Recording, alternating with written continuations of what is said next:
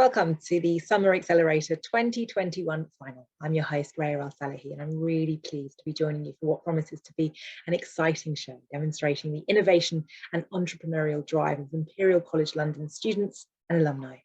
Now, spanning 3 months from July to September and ran in partnership with the Imperial College Business School, the programme takes some of the best business school-led teams to boost the development of their ideas. And this is done through a programme of one-to-one mentorship, monthly grants of £1,500 and monthly business coaching, along with peer-to-peer coaching, monthly experts in residence sessions, and a customer discovery workshop.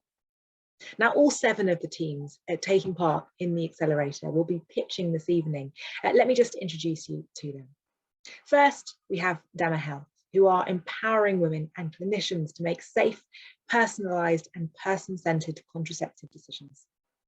Next, we have EduCat Learning Team that are building an AI-driven platform that personalises learning to secondary school mathematician students based on their individual needs. Next is Green Analytics, a one-stop software shop for an organisation's end-to-end ESG needs. Our next team is Halo, who are developing custom-designed drones fully equipped with visual recognition using proprietary ML stack to improve both effectiveness and efficiency of scanning vast terrains. Next, we have Skin Nutri, the first European snack brand that offers a skin-friendly option for people with sensitive skin who are looking for a carefree way of sustainable snacking without sacrificing on taste. Our next team is Stance. Stance is changing weight and strength training in gyms. They've integrated smart technology into free weights and machines to help gym users set goals, track performance and progress, and stay motivated to meet those goals.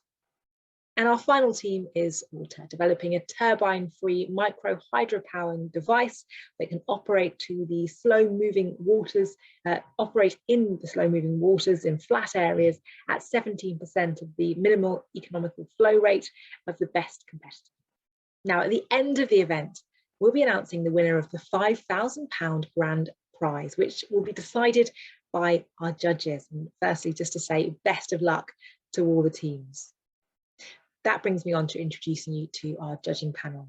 And we're delighted to have an incredibly experienced panel of judges from a variety of backgrounds, starting with Leila Guerra, Imperial College Business School's Vice Dean for Education. Welcome, Leila, good to have you with us. Next, we have Jason Maruthan-Naden, UK Director of HE Space Operations. Good to have you with us too, Jason, thanks for joining us. And Dr. Olivia Arn, co-founder and CEO of Planera. Olivia, welcome. Good to have you with us. So welcome to you all. Thank you so much for joining us. Tonight, the pressure is on for the teams to convince the judging panel they deserve to take home the £5,000 prize. Each team will get 5 minutes to pitch their innovation, followed by 5 minutes of questions from the judging panel. Following the final pitch, our panel will retire to make their decision. Whilst deliberations are ongoing, you have tonight's keynote speaker to look forward to, Lauren Stewart. Lauren is an angel investor and the founder and CEO of Invigorate, which is an online platform helping to accelerate tech businesses' growth. And following that, judges will return to announce the winner. Which brings me on to time to get to the Summer Accelerator 2021 final and get it underway. Our 7 teams each have 5 minutes to pitch their idea to our judges, after which each of the judges will ask a question. And after all 7 teams have pitched their ventures, the judges will deliberate and decide the winner of the Summer Accelerator 2021. Good luck. I'd like to welcome the first team to pitch tonight, Dama Health. And welcome to the show, Elena Rueda. You have 5 minutes to pitch Dama Health. And Elena, your time starts now. Good afternoon, everyone. We are Dama Health, a femtech company. But before I explain what Dama Health is about, I want to begin by sharing a personal story. When I was 16, I was prescribed contraception to treat a medical condition. It was the worst experience with medication I ever had. I constantly felt tired, upset, experienced migraines and nausea. I was in pain enough to miss school.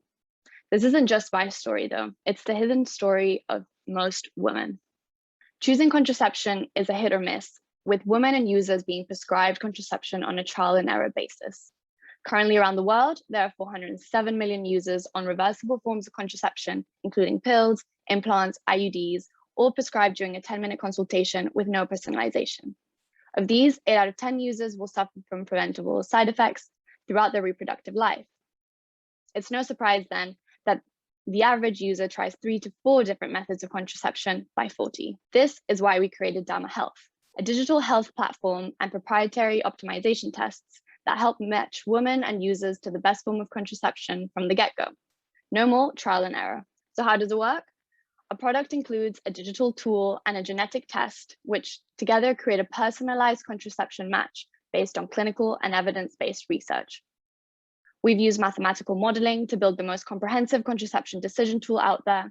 It includes 80 important input variables and compares over 50 different contraception types and formulations. In the future, we will collect real-world data and use machine learning to improve our recommendations. Moving to our unique selling point, our genetic test kits. We are developing a panel with our Chief Medical Officer, Dr.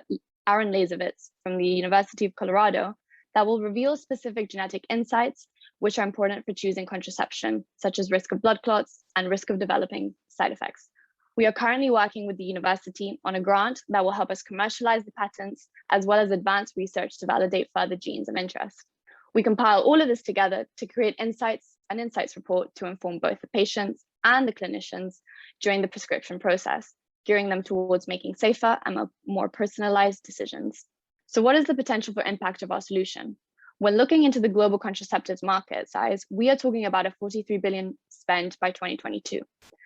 To segment this further, we chose to look into pills, injections, implants, and IUD markets specifically as our total addressable market, which make up $19 billion of this market size. Our serviceable addressable market is the UK and the US, where we currently have a footprint, which accounts for more than 1/3 of users at a $7 billion market value. And finally, taking a very conservative approach, if Dama Health were to just tap into 2% of this market and customer base, we're talking about a $140 million market opportunity or more. We're not the only ones that recognize this problem and the potential in the space. However, we are the only company which offers automated contraception matching combined with genetic insights, which are very specific to contraception. There is an evident market opportunity, but what is our business model going to look like? We're aiming to gain traction through a freemium B2C model, as the beginning pain point currently lies with the women and the users. Our customer research demonstrated that women in the UK and the US are willing to pay for a personalized contraception matching service at a premium price. Therefore, interested users will be able to purchase the full insights report and genetic test kits from our platform. Once we have data on how our product improves clinical outcomes, we will be able to partner with women's health clinics and telehealth to improve the quality of their consultation services. And in the future, with enough data points, we will be able to support the industry by identifying new associations and reported outcomes beyond the clinical trial setting, and partner up with other femtech companies, pharmacy or pharma, to improve female health. We have been busy building this throughout the whole time we were at the Imperial program and achieved all of our milestones. We kicked off our algorithm development in June, and now we have an MVP ready to go. We have engaged with investors, VCs, and have been approached by several larger companies. But more excitingly, there has been our customer discovery and traction during this time. We surveyed more than 1,000 women, and our findings will be presented at the American Society of Reproductive Medicine conference in October. We've also conducted in-depth interviews, which helped culminate our beta product for marketing and testing. We've engaged with doctors. They've informed us about the problem from their perspective, and we've recruited some doctors to help us very soon on testing our algorithm. Our next steps now involve validating the digital tool, team growth, and securing pre-seed funding to achieve this growth. I now want to introduce you to the Dama Health team and why we are the right team to build this. The founding team is made up of scientists, doctors, and female health specialists, with Dr. Elizabeth being a key opinion leader in the space. And we finally want to thank all of our invaluable mentors and advisors who have been supporting us along the journey. Thank you very much. We now welcome any questions. Brilliant stuff. Thank you very much for your pitch, Elena. And time for the judges' questions, starting with you, Leila Guerra, over to you.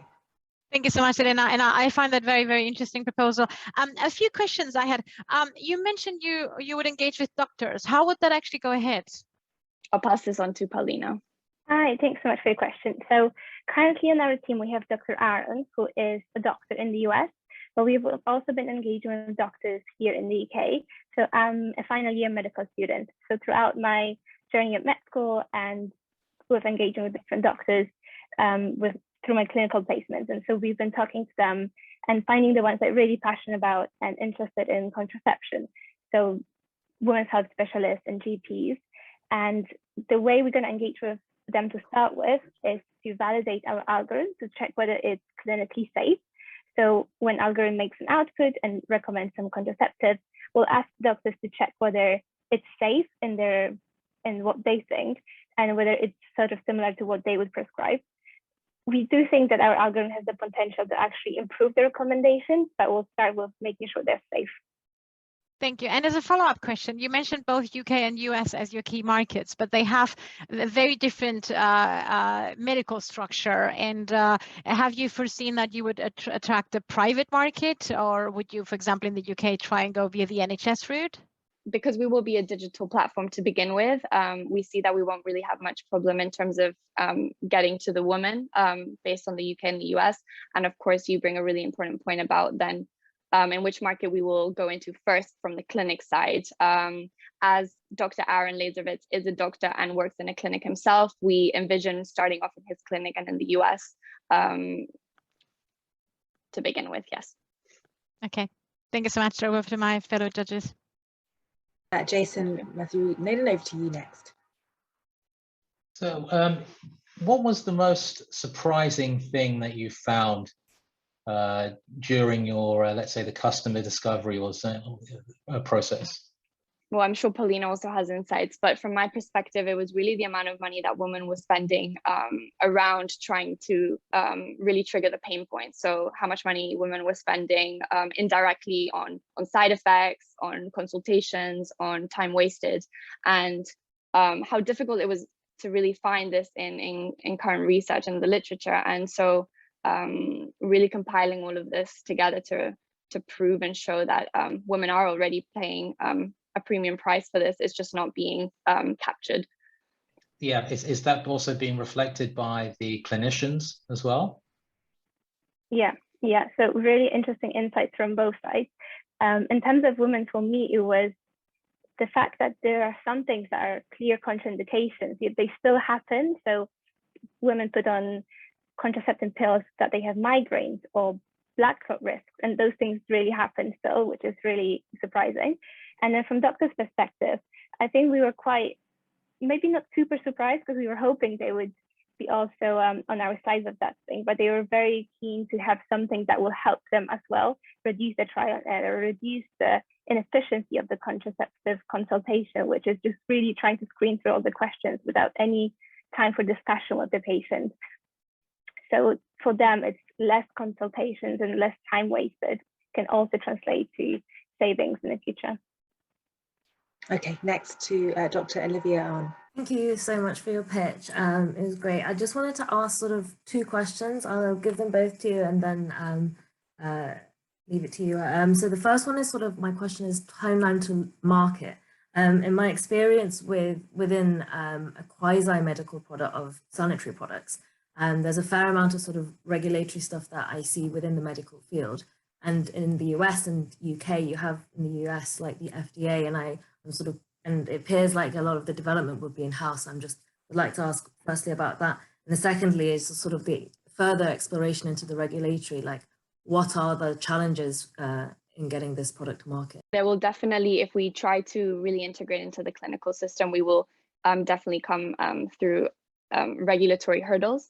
The good thing around this is that we're working with the University of Colorado and we'll be receiving an $100,000 grant to be able to really have experts in the tech transfer office to be able to help us with our IP and our product. And so we have a strategy in place to be able to kind of achieve this and meet those regulatory hurdles. With direct to consumer and the recommendations we make, because we are not prescribing in itself, we will not need to be regulated. We're simply informing and creating an insights report. But the further down the line and the more integration we have with the clinical and medical system, the more regulation we will need to have there. Yes. And we definitely have some experience in-house as well to tackle that. You mentioned a £100,000 grant. Is that separate to the £150,000 in your pre-seed? Yes, yes. Would that £250,000 be enough to cover in-house development? So that would just target kind of building the team and getting a good functioning MVP. Obviously, to scale that up, we would need to go into a proper seed round. That would be of a much larger value. Brilliant. Thank you very much to the first of tonight's pitches, Dama Health, which brings us on to our second team, Edicat Learning, presented by Mohammed Sultan. Mohammed, you have 5 minutes to pitch and your time starts now. Thank you. So across the world, students are being taught in large classrooms taking a one-size-fits-all approach. The problem is that learning is a highly individual process that depends on prior knowledge, ability, and preferences. This has serious consequences. Meet Khalil, a determined GCSE maths student who keeps failing his algebra test. He wishes his teacher could slow down and explain it to him in a way that he can understand. But in a class of 30 to attend to, his teacher has no time. They've moved on to solving quadratic equations in school now, but he still doesn't understand the basics. For Khalil, hiring a private tutor is out of the question. His parents simply can't afford it. Khalil is in a loan, an average annual cost of £900 to £1,000 per year. Only 7% of disadvantaged students can personalize their learning through private tuition, as opposed to 32% of advantaged students, leading to a 19.3-month lag in learning by the end of secondary school. Fortunately, we have the perfect solution. We're building an AI-driven platform that personalizes learning to each student based on their individual needs, from assessments to feedback to learning. Let me show you how it works. Khalil starts by setting an adaptive assessment. As you can see, it doesn't just tell him that he's wrong, but explains why. The platform learns Khalil's ability and selects questions to identify his knowledge gaps. Here, it learns that Khalil does know how to multiply times across a bracket, and that it was the squared bracket in the previous question that was confusing him. Once complete, Khalil, his parents and teachers receive live feedback, allowing him to keep track of his performance across topics and identify the individual learning outcomes in the national curriculum that are holding him back. Finally, Khalil receives a personalized study plan that provides him with data-driven recommendations on precisely which concepts he needs to work on, starting from the fundamental prerequisites. In this case, Khalil needs to learn about how brackets interact with other operations such as squares before he can learn about squaring algebraic expressions. Let me give you a quick snapshot of our MVP. The student is greeted by an array of assessments that they can choose to do, as well as mocks, topics, and difficulty tests. I'm just going to do a demo test for now. The student can also choose to time their test. And this is the first question. As you can see, a student can also use a calculator and a scratch pad to help them answer the question. Here, I think I'm going to go with 14. Whoops, it looks like I got that incorrectly. Students can then navigate to results to understand how well they did in each topic and receive personalized recommendations. To deploy our personalized learning app, we've built a database of over 1,000 questions that covers the entire maths specification, and we've tagged them with the required machine learning parameters. We've also incorporated the adaptive assessment algorithm. We're currently collecting data from our private beta group to train the algorithm to better adapt to the user's needs. We operate a freemium model where parents can pay an affordable monthly subscription to enable personalized features. We will then target tuition providers and schools to scale. Students can also get additional support from our tutors via data-driven tuition. Our initial target market is the 2.1 million parents of math students in the UK who are already paying £35 per hour for private tuition. Thereafter, we can capture the wider 7.6 million students attending schools in the UK. And given that maths is a universally taught subject, we can scale to 380 million students long term. While there exist a few edtech companies that aim to personalize learning, as you can see on the right, none of our competitors offer precise personalized learning paths and adaptive assessments, which results in recommendations being too vague to make actionable progress. So far, we have over 150 early adopters on our mailing list. We were selected for a 6-month mentorship opportunity with Lego Ventures, and we were judged 4th out of over 580 teams for the Samsung Solve for Tomorrow competition. And finally, we've launched a private beta with 25 students. We've also seen explosive demand for our products since launching on social media 2 months ago. As you can see, across these 2 posts alone, we achieved over 2,200 impressions and 210 clicks organically. Despite having a fifth of our competitor ED's followers, we've also garnered 34 times their engagement. We've also received expressions of interest from schools, university, and tuition providers to use our product, including Imperial College Business School. Our next steps on product development is to train our algorithm and develop features for data-driven tuition, where we expect to spend the majority of funds if we win the competition. Our marketing aims are to get deeper insights into our current students and begin engaging B2B customers. We're a team of educators driven by a common vision that one day every child will have equal access to personalized education. Me and Vamsi lead the domain and strategy, where between us, we have over 10 years of experience in the education sector and over 7,000 hours of teaching experience. Alpijit and Jimmy lead our product development with support from Ben and Danila. Together, they have over 20 years of experience deploying full-stack machine learning products. With your support, we can help Khalil and the millions like Khalil around the world achieve their full potential. Thank you. And I'm ready to receive questions. Okay, thank you very much indeed, Mohammed, and well done on Great Pitch. Layla, over to you for your questions first. Thank you so much, Mo. And do send us the slides if you think that would be helpful. It's two questions on my side, and actually clarification. When you talk about students, what exactly is your market segmentation there? Absolutely. So our initial target market is going to be GCSE math students. So that's 14 to 16-year-olds. And that's because we've identified that there are 2.1 million of them, and they have to essentially go to school and learn maths, and there's high demand for it. And what is, again, your differentiation here? You have huge giants investing right now into this. And actually, even Imperial College has a project right now where machine learning, neuroscience, and leadership is being combined together. What makes you unique, and what's the value bringing?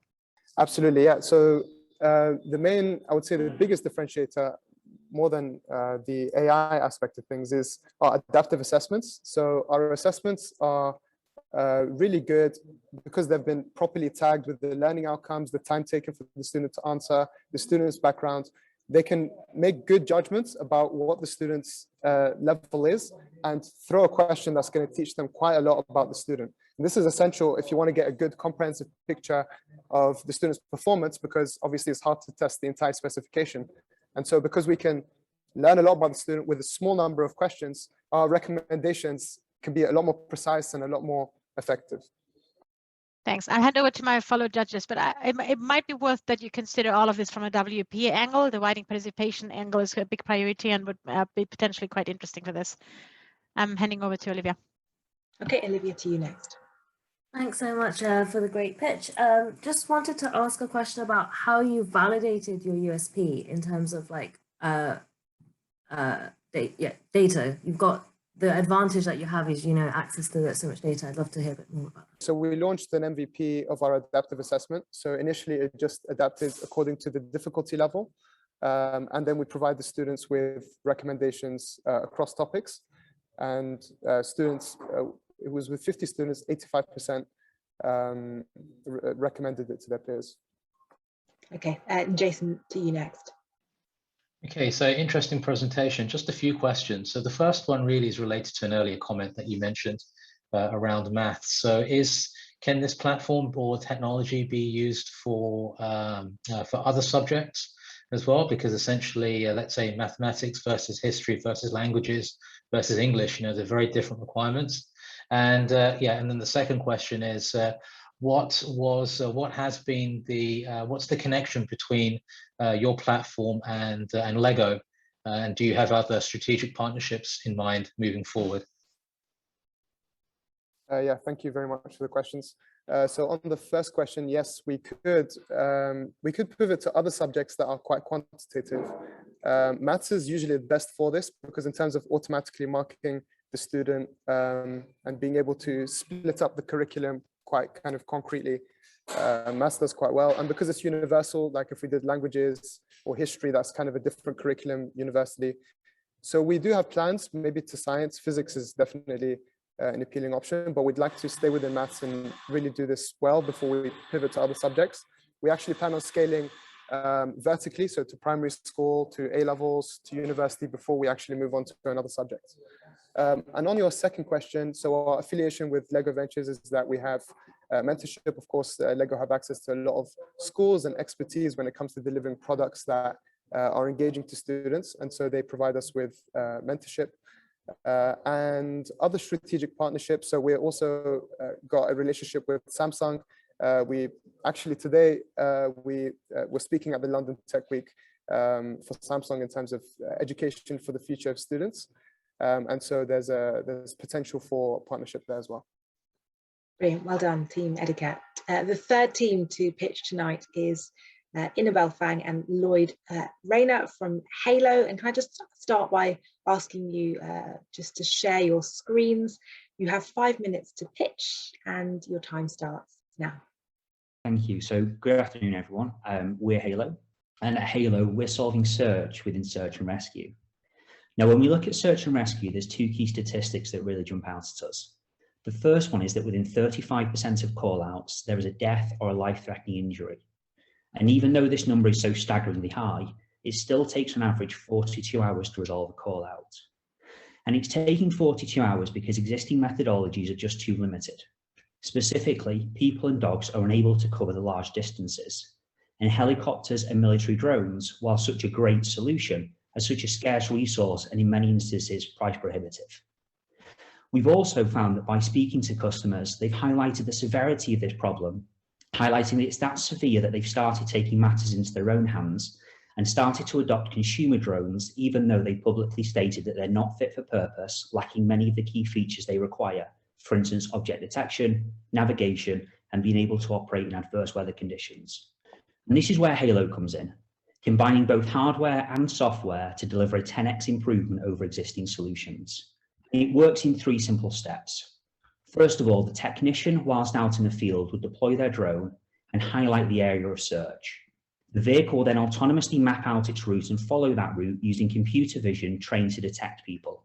And as soon as the person's been identified, it sends a notification back to that technician with both the location and also an image of the person so they can validate it's who they're looking for.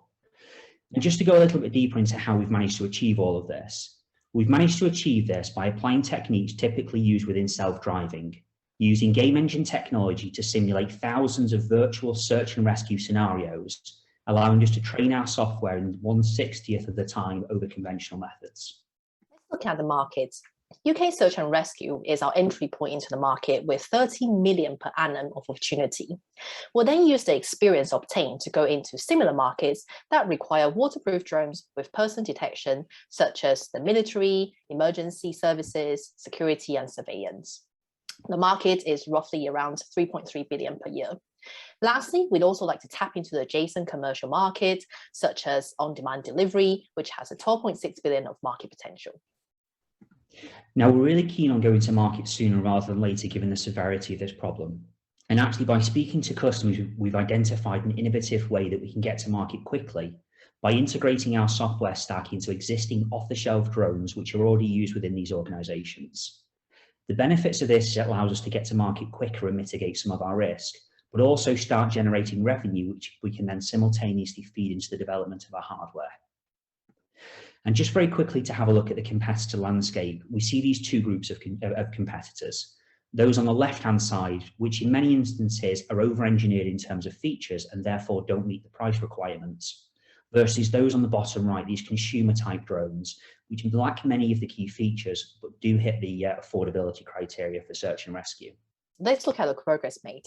So in the past couple of months, we've conducted 100+ custom discovery interviews across adjacent industries, 20 of which are with the UK search and rescue organizations, and 25% of them have committed to partnering with us for training and piloting. We've also built our MVP, which places our technology readiness to be between 4 to 5, and we're going through testing process. We've also secured our very first investor. Now, in order to move into market entry and complete testing MVP to sell to our first customer, we need the £5,000 from the price to hire some technical resources, as our MVP is currently built on iOS platform, and we need to expand across platforms on Android and web application. We'll also be continue to apply for grants to gain entry into military as well as air transportation. So all of these are made possible because of the team formed by Lloyd and myself. We both work in SP 500 companies, mine in financial services and Lloyd in technology in Google. My expertise is in strategy and business development, as well as funding and investment, and Lloyd is in hardware and software, as well as finance. And we're Halo, solving search and rescue. Thank you. Okay, Annabelle and Lloyd, thank you very much indeed with your pitch for Team Halo. Time for judges' questions, and Layla, over to you. Thank you so much, Shreya. Thank you. That's again a great presentation, fantastic pitch, very interesting. My husband is a mountaineer, so I know what we talk about. A few questions on my side. You mentioned you had 5 that had already picked up as potential customers. What's the financial model that was proposed to them?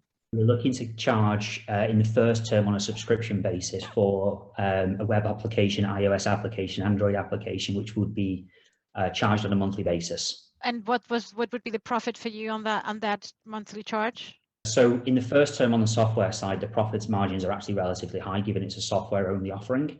What we will do though is we will feed that into developing our hardware. Great, fantastic. And the hardware you haven't not developed yet a pilot, have you? So we've started, but actually we put that on hold for the time being. After speaking to customers, and they told us it's better to get something out sooner rather than later. So there's 2 things that are going on. One, we've started our own hardware development, but we're also in conversations with a manufacturing hub in the UK who are also interested in manufacturing this alongside with us. Thank you. And GDPR risks around, usage of images and information, has that been considered on your side? Is there even any GDPR risk? No, it hasn't. It's a very good call out. No, it hasn't. I mean, to be honest with you, we wouldn't save the images. The image would be purely processed for detection of people and then discarded, but something we should look into. Great. Thank you so much. I'm handing over to Jason. Jason, to you next. Okay, so just continuing with regulation here. So during the presentation, I noticed that Civil Aviation Authority was not mentioned. When you're flying drones, certainly for commercial use, adherence to compliance and regulation, in particular CAA and beyond visual line of sight flight is incredibly difficult at the moment. So how are you tackling this? What we're building out is going to be really, what's the word to describe it? Really portable. So it'd be lightweight, it'd be within the weight requirements for a regular person to be able to use it. We're also in the first term going to be operating within visual line of sight. So our kind of interim solution would be the person stood up on a high point watching the drone as it's navigating the terrain. We're not looking to take on the regulation ourselves in the first term, given that there's already things going on with future flight, which we will just look on piggybacking once that's all been agreed. And Jason, just to add that, so we mentioned that we've conducted 100+ customer discovery interviews in the beginning, and that was looking at a very broad industry, including on-demand delivery. So that's more on the commercial side. And we did discover through the CAA regulations, etc., all these potential issues that you've mentioned, because the regulations is not mature enough, and the air corridor is not being set up as yet, which is why we focus our entry into the market now on search and rescue for the moment, because they are the limited industry, along with like military emergency services, that can deploy drones for the moment. So that is our strategy and why we decided to use search and rescue as our entry into the market. Great, thank you. Olivia, over to you next. Thanks. That's really interesting. Just off the back of what you said, I'd love to hear because you said that you're starting off with search and rescue. What's your strategy for tackling the regulations so that you can expand it, like you said, into delivery and the future sort of areas that you mentioned in your market? So we know that the UK government, so for example, in the UKI, they have like 3 phases of future flight grants that 2 has been awarded and 1 is ongoing. So it is a direction that the UK government definitely wants to develop on the drone part, the unmanned human, so UAV flight. It's just that for the moment it's not mature enough, but they do have the vision to actually build this out and moving into commercial. So which is why we put our commercial strategy, the adjacent market, towards 2024, after 2024, because that is expected when the whole market will be more mature and allowing us to enter. And at that time, we will have the case study, we will have our software fully developed, we will have our drone fully developed and ready to go at that point. Thank you. And I wanted to ask a question around your team. Currently, it seems like you bring the business, and Lloyd, you said hardware and software and finance. And I was like thinking, what would you be looking for to building out your team with with your investment? In the short term, we're looking for additional technical resources that can help us really scale up the software side of the business. So were we to win the £5,000 from this, that's what we're looking to spend it on. And we're also applying for grants as well, so that we can build out the hardware part of the drone.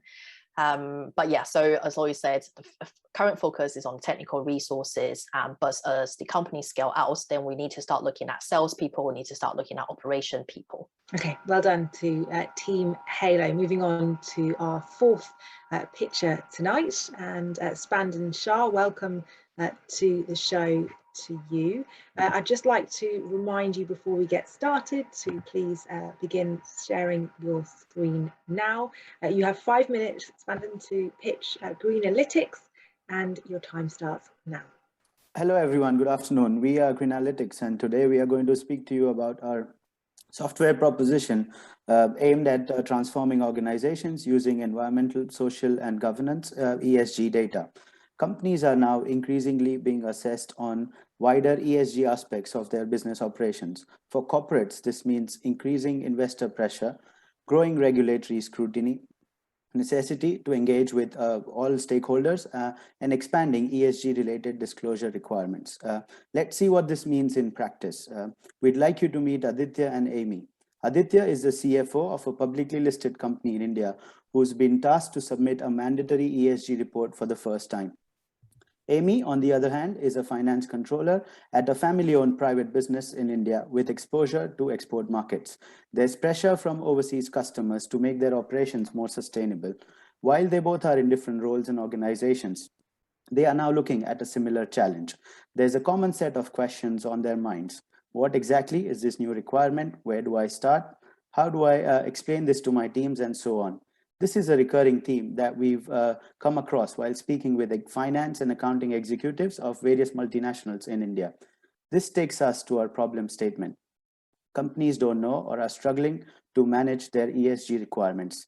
There's large and often chaotic spreadsheets to manage.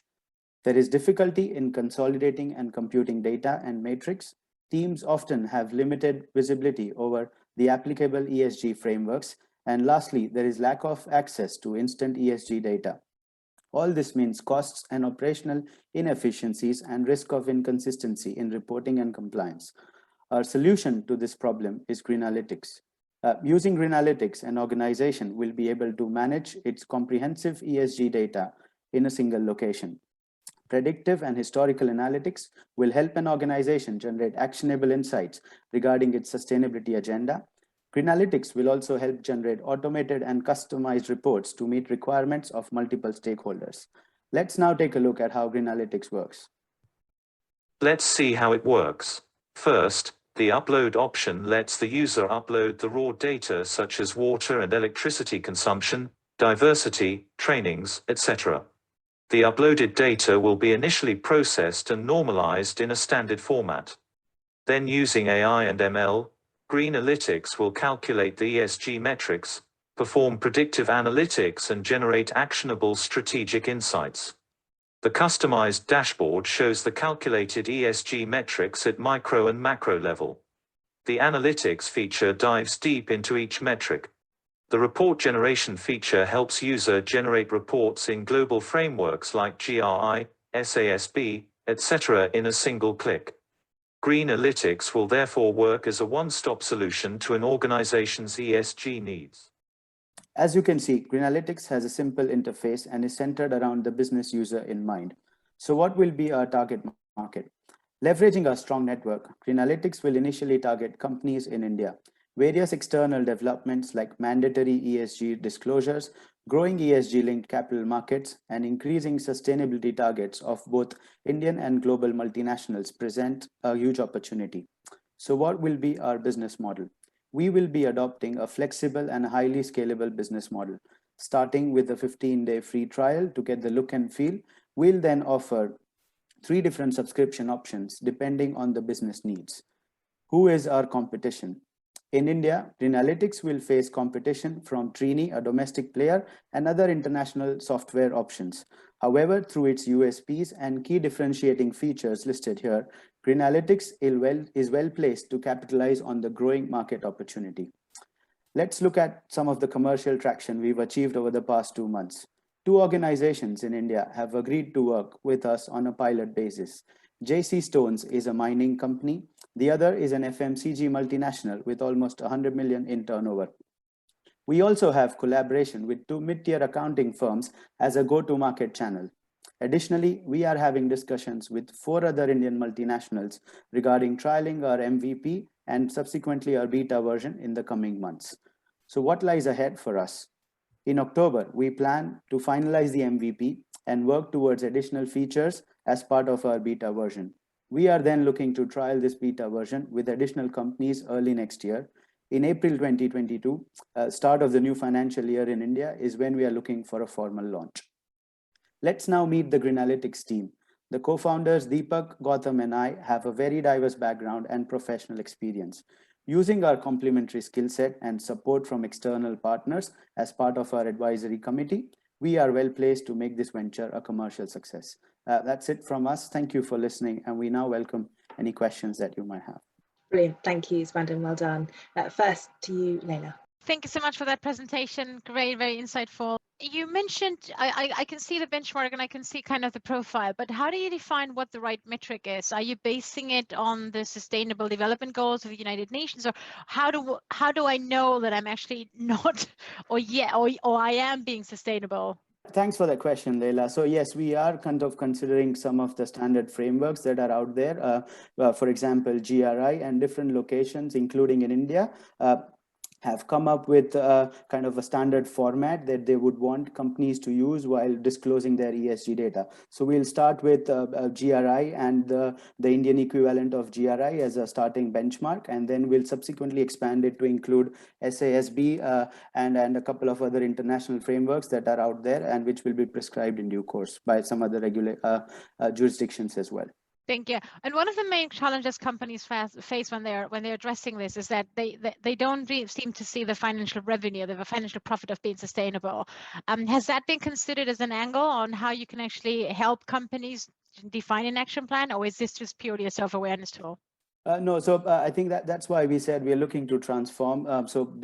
Compliance and kind of, generating a report is only kind of one of the outputs or one of the objectives of this tool. But essentially what we are trying to do is through those metrics and the analytics that we mentioned, including the predictive kind of analytics using machine learning and AI, we want to kind of give outputs and data points to companies that they can eventually include in their business and supply chain strategy to, let's say, achieve kind of cost optimization and areas of improvement and potentially kind of, work out some areas where they can also generate additional revenue from.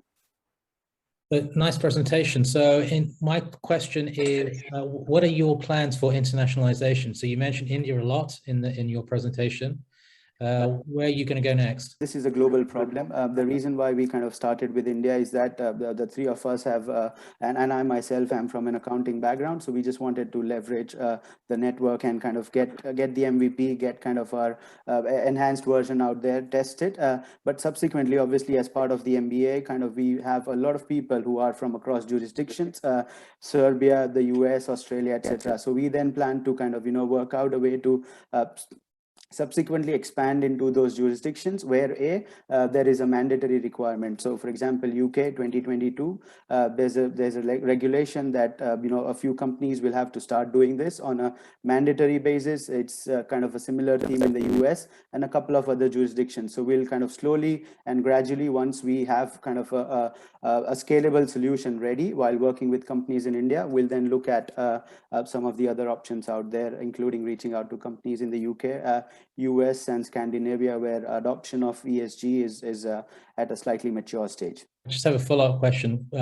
Will you have to adapt or change your technology to suit? Not necessarily, because like I said, we're kind of using GRI as a benchmark to build the basic version, and GRI essentially is an all kind of comprehensive framework which includes a lot of data points across environmental, social, and governance aspects. And I think what we have in India is kind of a shorter version of what is prescribed by GRI, and we kind of believe that whatever regulations might come up in other jurisdictions will essentially be a subset of or almost a duplication of what is required by GRI. So I think the customization factor would be minimized to that extent. Okay, Olivia, to you next. My questions are around your business model. Apologies if I missed it in your pitch, or if I is it a subscription model? Because at the beginning of the pitch, I thought it was a great way that you laid out the sort of two people, the CFO and the finance manager. Is there, within the sort of reports and the compliance within the ESG reporting, is there a sort of a matching as well? Could you talk me through your business model a bit more? Yeah, so I think we kind of trying to reach out to customers in two ways. First, as a partnership through accounting firms who will have a ready kind of set of private and publicly listed companies who might benefit from using our software. But within that, yes, we are looking at a subscription-based model, in that depending on the scale of the organization, you might have a lower number of license requirements or people wanting to access or use this, depending, and then as and when the scale and the operations grow, you might be then looking at a higher number of people accessing it with additional features like translation requirements, etc. So we kind of are offering 3 different subscription-based options depending on the business needs of that particular organization. And would it be, because you mentioned the accounting firms as the go-to-market strategy, so would be would be the businesses that pay the subscription model, or the accounting firms? No, it will be the businesses that would pay the subscription. The accounting firms is more like customer acquisition. It's more like a referral thing, in that they've so like those 2 firms that we already have agreed that we'll partner with. They've between the 2 of them, there's almost 25 to 30 companies across kind of public and private spectrum, and across industry base that we the mining benefit. And the FMCG company. Yeah, true. Yeah, sorry for that confusion. No. It's probably not. Yeah, because I was writing stuff down. Okay, thank you. That brings us to time. Well done to Team Green Analytics. Next, Team Water, presented by Nikhil Dada. You have 5 minutes to pitch. Can I ask you to start sharing your screen now? And Nikhil, your time starts now. So in 2050, 21% of all global electricity will be generated through decentralized energy systems, and that's up from 2% today. And UK farmers are ahead of the curve, with 40% of them already investing into decentralized systems to save them money. Now, solar is the typical go-to. However, it has issues with intermittency and can only operate at 18% of its typical load capacity factor here in the UK. So what other alternatives are there? Well, micro hydropower is a great alternative, which produces electricity 24/7 by forcing water through a turbine. However, it cannot compete with solar for 2 major reasons. One is that it requires fast flows and a drop in height. And this typically comes with limiting the geographical regions of feasibility for those devices and systems. Secondly, it's expensive. It requires extensive amounts of civil works to block or divert a portion of the river. And that typically gets coupled with damaging the river ecosystem. And that's where we come in. We've developed Water, a turbine-free micro hydro generator, which tackles both those problems and beats our competitors by a long shot. Our turbine-free design allows us to operate at slower speeds and in flatter portions of the river, requiring just 18% of the flow speed compared to the next best generator on the market. We've cut down on our civil works, so we also reduced our installation time and costs, and by keeping to the natural flow of the river, we can preserve a safe environment for aquatic wildlife. Our generator isn't just more cost competitive than other micro hydropower, the lifetime cost is also much cheaper than battery-backed solar, and just one of our devices can produce enough electricity for 22 homes in the UK. The device has been designed to be modular, so multiple units can be placed in the river so that we can accommodate for growth in energy demand with time, as well as being scalable in size, so we can build bigger units which can generate more power. So how does this all work? Well, we've taken inspiration from wave energy converters out in the ocean, which use wave power to generate electricity. And we've replicated that physics in slow-moving river water through a patentable form of technology. And the good news is we've actually gone out and tested this in a proper river, and we know that the physics works. So we'll be moving on to the optimization of our product development very soon. So what's our business model? Well, once we reach full scale, we'll be selling hardware B2B, and in markets where we don't operate, we'll be licensing out our IP.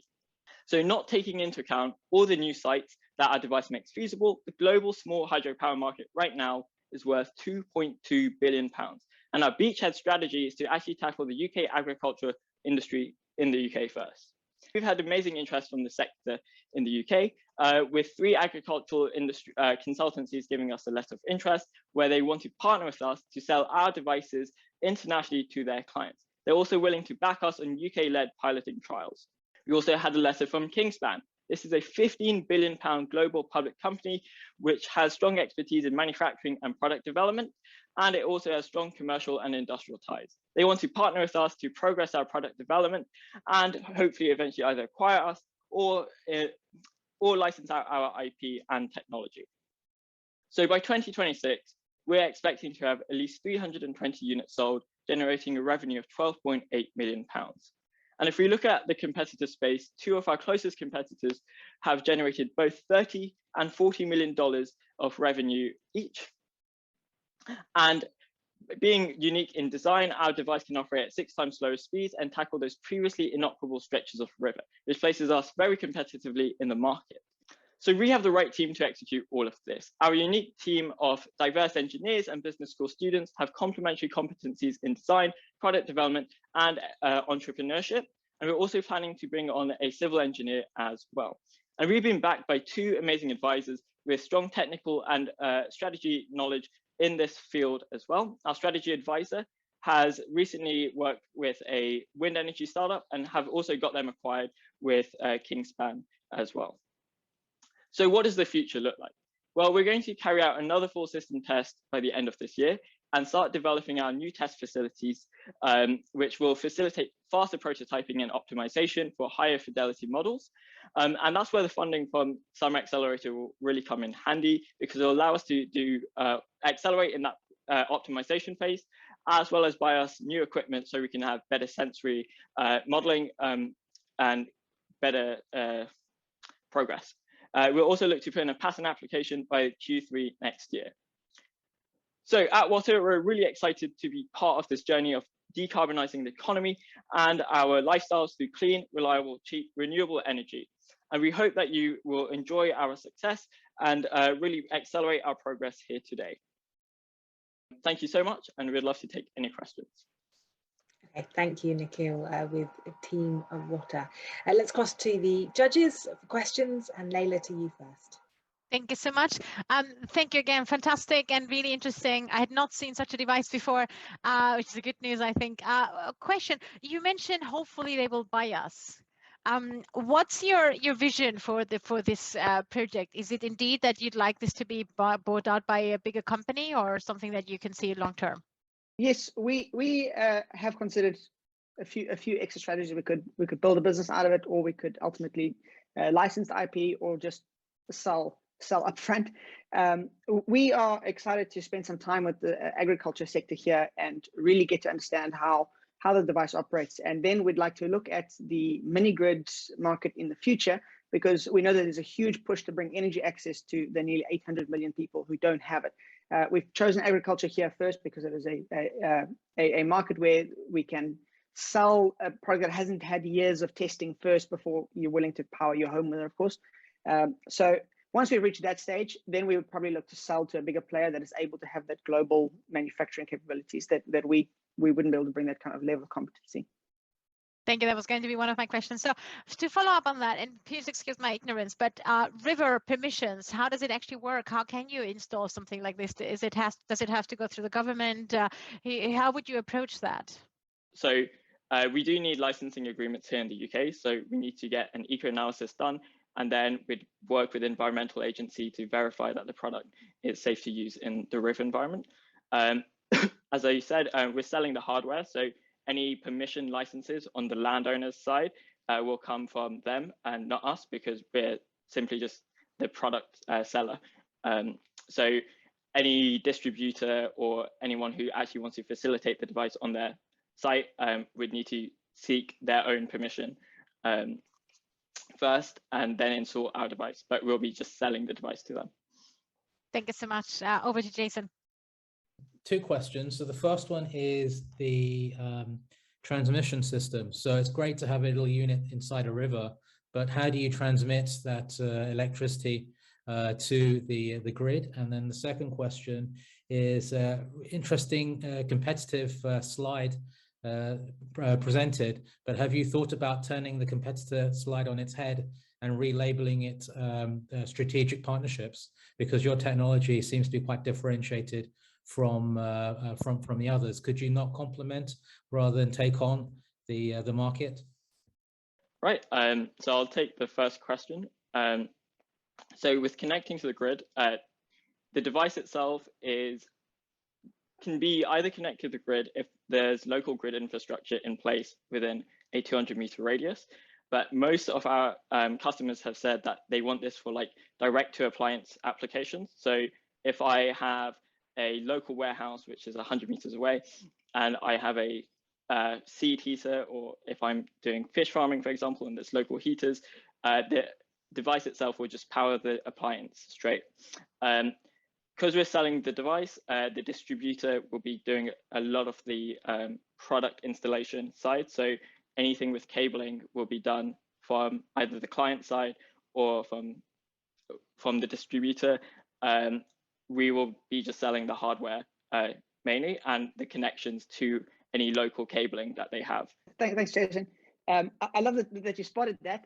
And one of the things that we've realized is Turbulent, one of our competitors, when they advertise to customers and ask them what to look for in a site, they say they're looking for white water where there's rapid flows, which usually means there's rocks, which is where we can't operate, but where they can. And I love that, because that was one of the things as potentially as an exit strategy to sell to someone like Turbulent, because this basically means that all the sites that they currently can't service, we can service, or if they were to, for example, acquire us, they could service now. So they're turning down fewer customers. So I love that you spotted that. And yeah, there's a very complementary, a very complementary relationship there. Wanted to ask a question around, because you mentioned your partnership with Kingspan.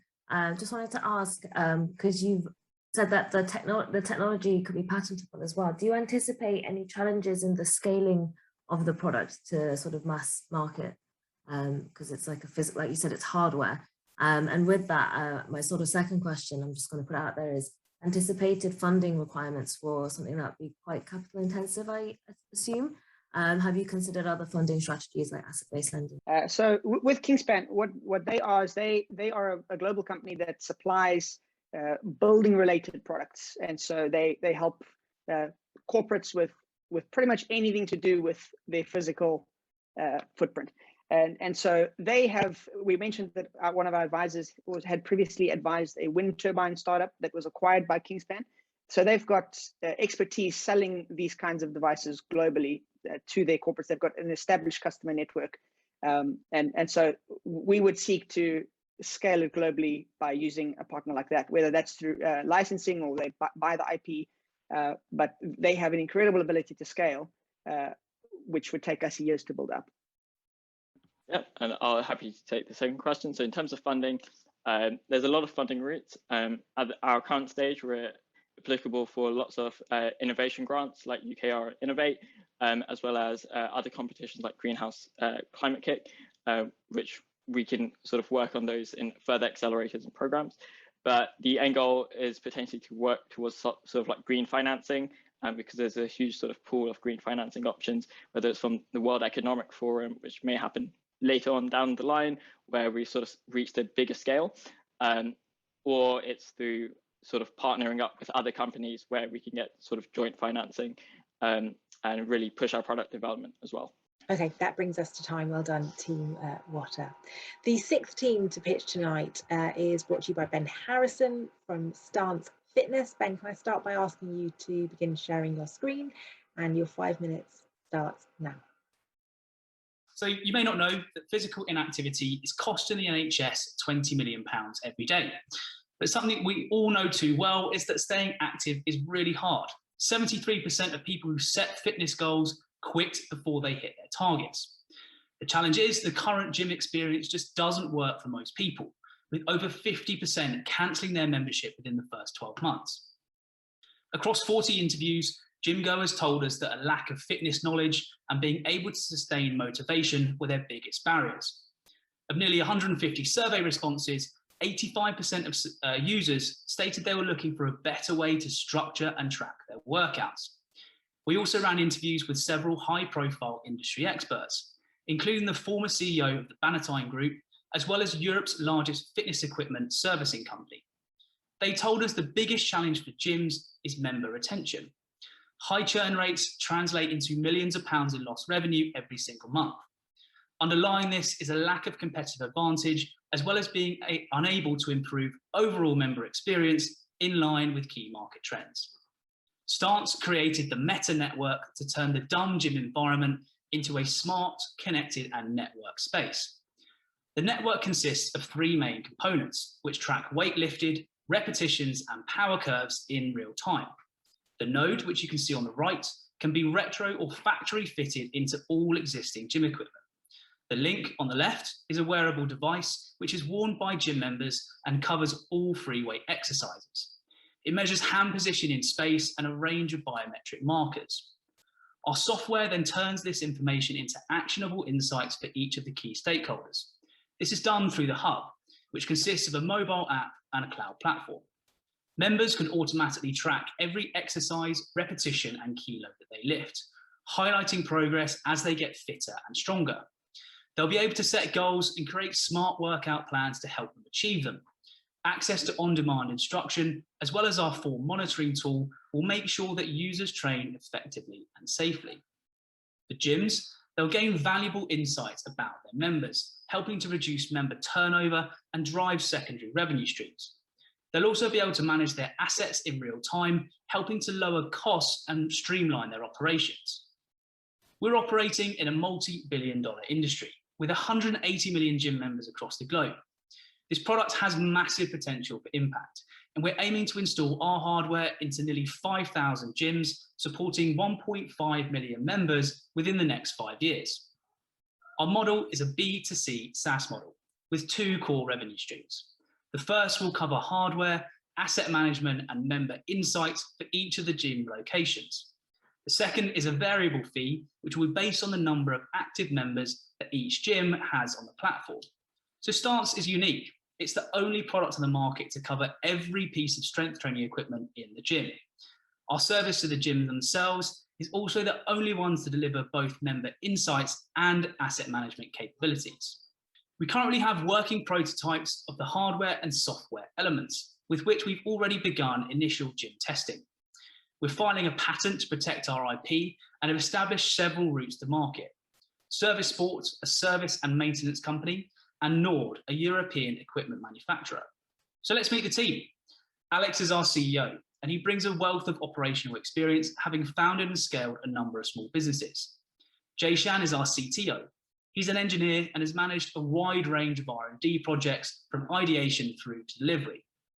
Till is our head of R&D, and he runs all elements of our hardware development. He's a postdoctoral researcher at Imperial and an expert in electronics. My background is in sales and marketing, and I've experienced scaling early stage SaaS businesses. As for next steps, we've planned the manufacture of a small run of our hardware. We have 4 gyms available for testing, and we're aiming to begin gym trials before Christmas. Further testing and development of the user experience is already underway. With a clear vision for the software, we have quotes from developers who can commence work as soon as funds come in. Finally, we're looking to bring in an experienced product manager into the team to lead our product strategy through the next phase of development. Winning the Summer Accelerator is key to unlocking the future growth of our business. It will allow us to present a low-risk and well-tested concept to investors as part of our target £600,000 fundraise.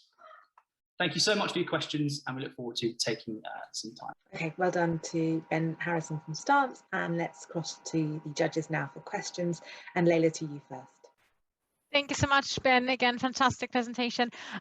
Very few questions. So one, the picture you saw with the device, that doesn't seem to be very weightlifting friendly. Have you tested the glove with high sport weightlifters, and have they provided feedback? So the glove that we've introduced, we've used to test dumbbell exercises and cable machine exercises. So effectively, what we're trying to do is present a variable that only covers the back side of your hand and not the front side, which people would prefer to leave without having any material on them.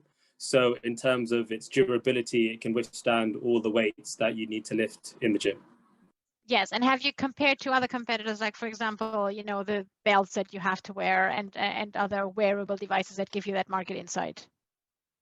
There's actually currently none in the Europe wearables that detect the exercise that you're doing in the gym and the loads that you're lifting and the repetitions that you're doing. There is the company called Beast Technologies, but that's a gadget that you stick on a dumbbell or a smart bar or a barbell even. So it's there's nothing out there that actually detects those exercises for strength training.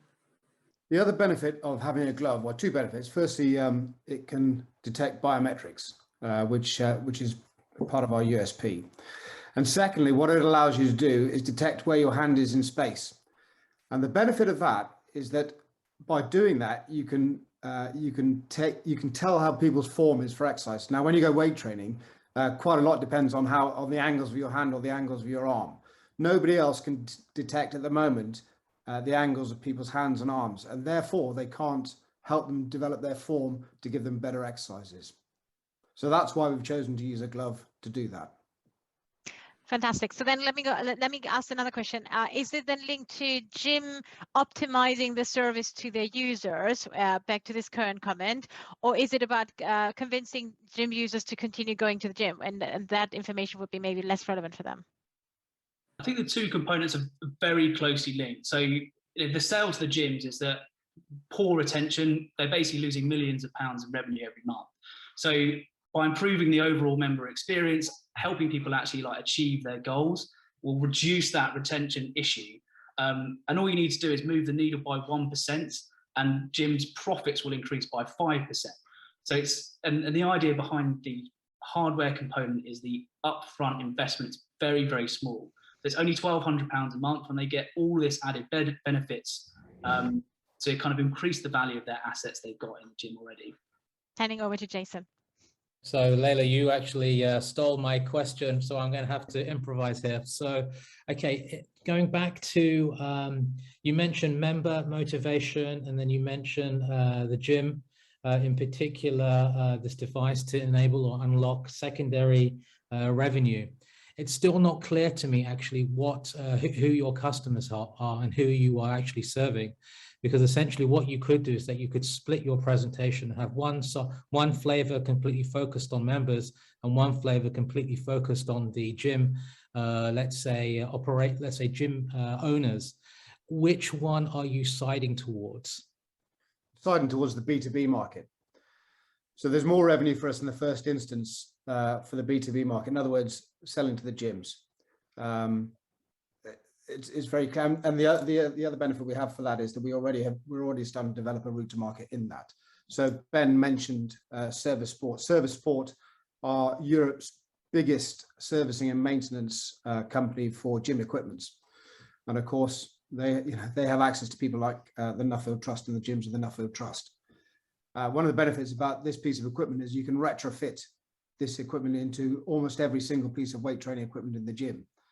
And they've got access to that immediately. And we're in discussions with them about them taking those equipments, retrofitting it into it, which it's a no-brainer. There's instantly a route to market down the B2B market. Does that answer that question, Jason? That does, but also it adds a different dimension as well, right? Which is this is a servicing, let's say it supports the service contract as opposed to the benefit to the human being. It does both, which is a very different model in its own right.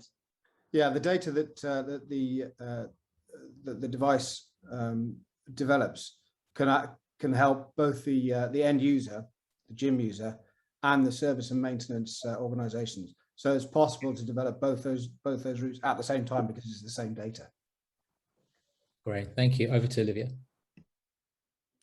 Thank you. I was actually going to ask on that, and I'd love to sort of further that because my question is, I suppose, around your sort of brand and communications, because in your pitch, stance is very much based within gyms, and you mentioned that it's sort of the problem is sort of twofold. You've got the retention issue that you're solving with the gym, and like you said, it's a great route to market, instant accessibility to all of the products, but you've got to have the end users demand for it in order for the product to be used and wanted. And I'm just wondering, are you going to be focusing on building a brand for this B2B, or are you also going to be looking at building your presence within the end users so that your brand is also so that they seek out gyms with stance in it?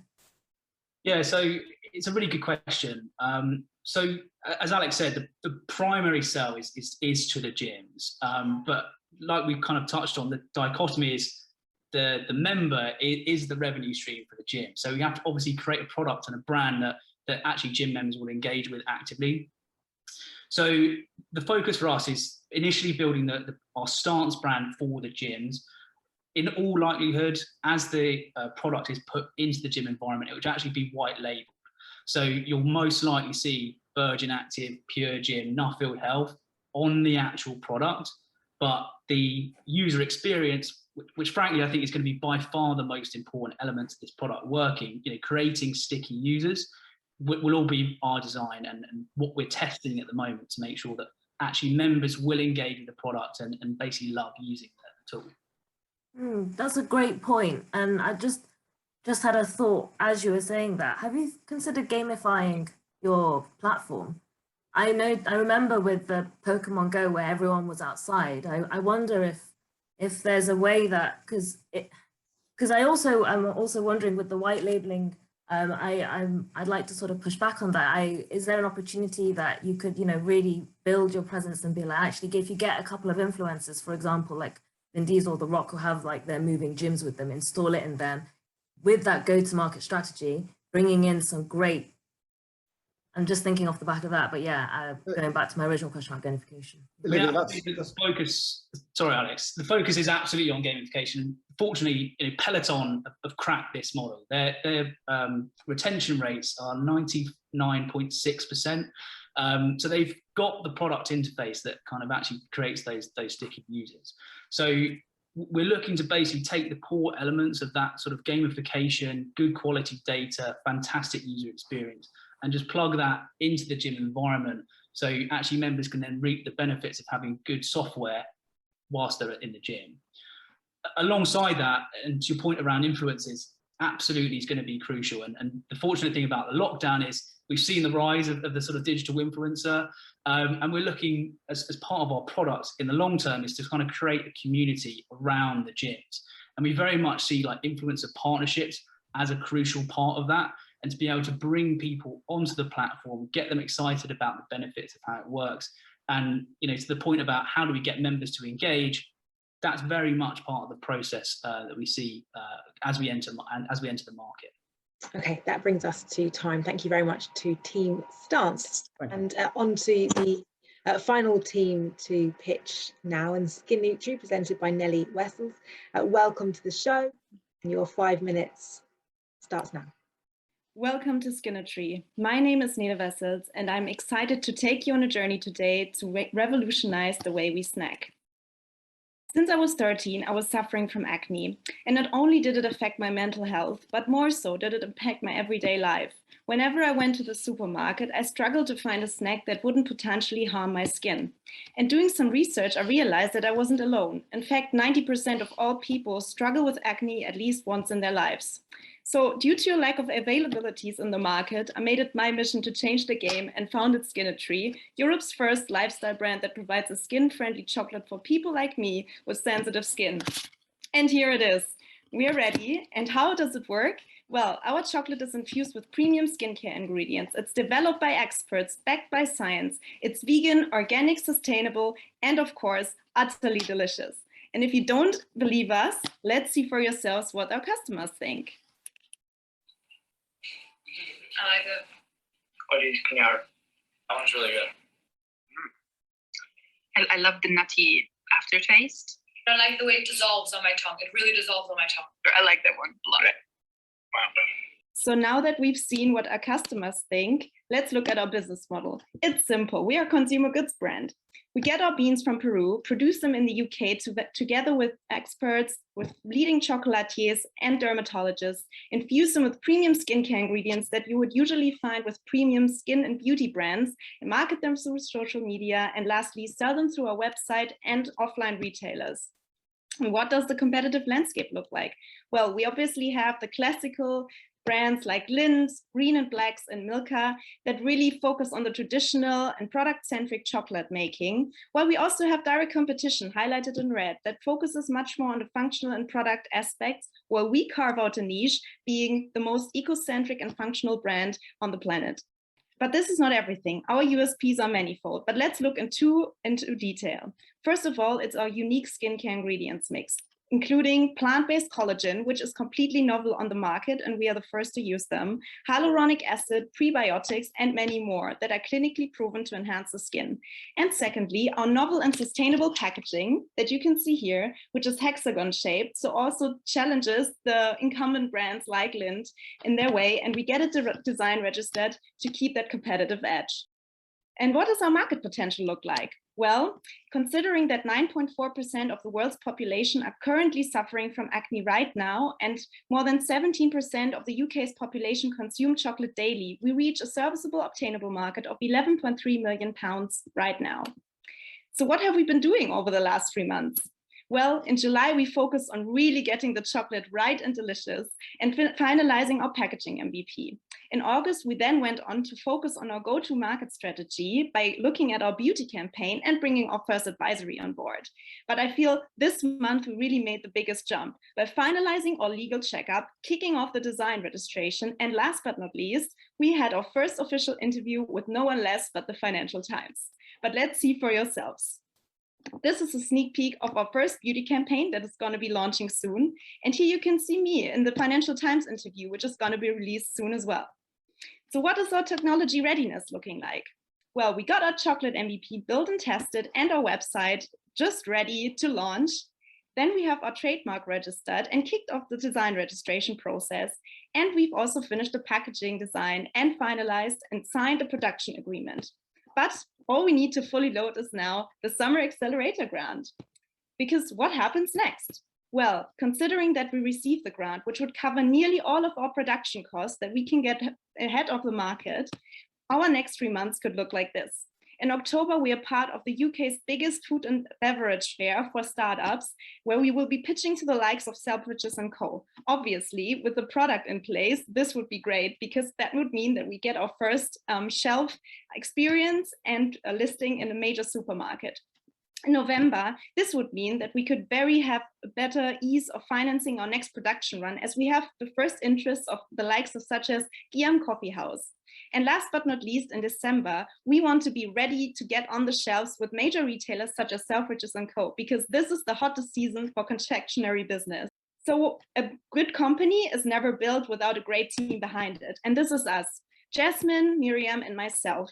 We are all known each other since undergrad and are friends since. But most importantly, we share compatible skills, which are rooted in our diverse expertise in various industries. While Jasmine is focusing on finance and controlling, Miriam will take charge of marketing and PR, and myself will focus on the strategic decisions with my experience at Estee Lauder companies and a food and beverage management degree at Bocconi University.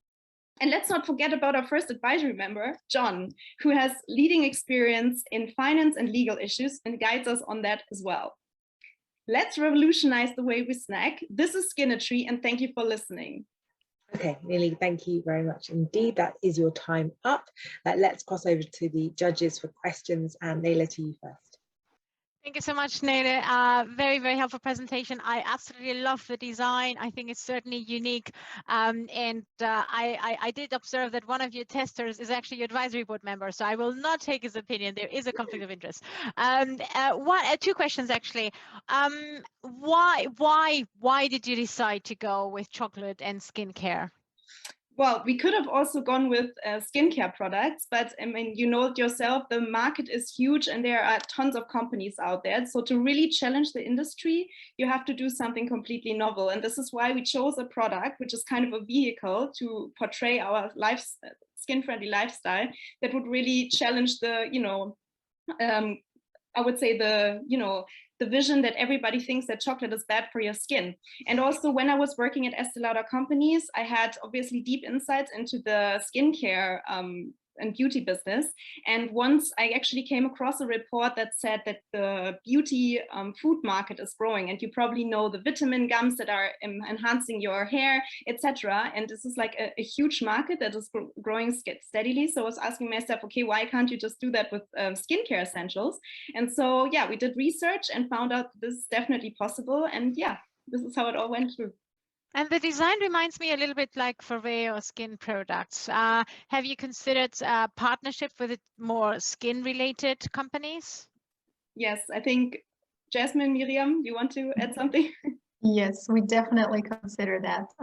Imagine like a Christmas package maybe with a nice face mask or something. We even considered partnering with spas or hotels. Really, there's a lot of opportunities going on in that industry. And yeah, as Nila already highlighted, chocolate is really something that almost anyone can relate to. And it's really so hard if you go to the supermarket to find something that is not harming your skin. So that's really the way we go. And also, if I can add to this, obviously we want to leverage our existing relationships with Estee Lauder companies. So we want to kind of make bundles and pair our skincare and Clinique, for example, which would be perfect for this, together with our product and launch that on our platform, which is a vision for the next year. And what is your barrier then? Why would not any of these companies just copy the concept? We do have competitors, but they're just not in Europe yet. So we have one company in Europe, actually in the United Kingdom, which is having a very, very medical approach to it. So you have to take the chocolate every day for 21 days to see benefits. But we are saying chocolate is something that you should indulge in whenever you want and not be forced to take, because then it loses its kind of appeal. So yeah, we're just doing this, and it's novel. It's, as I said before, the skincare, beauty, and food market is, you're crossing two markets with each other, and that's completely novel. Thank you so much. Handing over to Jason. Yeah, so really nice presentation, very strong branding.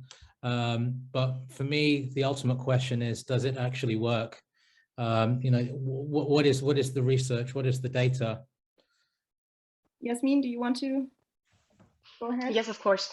So like the ingredients we listed before, which is plant-based collagen, hyaluronic acid, as well as the vitamins and the prebiotics, they have all been individually tested, and they've shown like very clear science to actually improve your skin, and they are also backed by the EU. So all the statements we publish, they are backed by the EU.